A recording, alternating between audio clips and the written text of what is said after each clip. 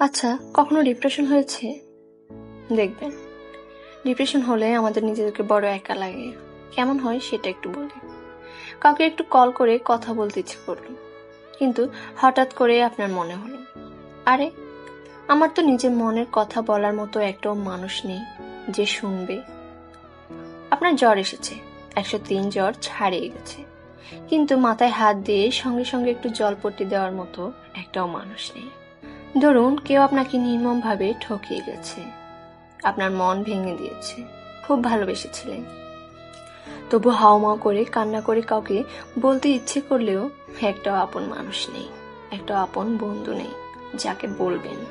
কি বিভৎস ভয়ঙ্কর ব্যাপার না ডিপ্রেশন? দেখুন, এই নগর সভ্যতায় এমন অজস্র মানুষ আছে যাদের সুন্দর বাড়ি আছে, গাড়ি আছে, পরিবার আছে, গড়জড়ে প্রতিদিন হইচই আছে, কিন্তু নিজের ভেতরে দু চারটা কথা বলার মতো একটা মানুষ নেই যে কিনা ভিতরটাকে বুঝবে, জানতো ভিতরটাকে। প্রচন্ড ডিপ্রেশনে নিজেকে শেষ করার চিন্তা হয় অনেক সময়, কিন্তু মাথায় হাত রেখে সব সেরে যাবে এ কথাটা বলার মতো একটা মানুষ নেই।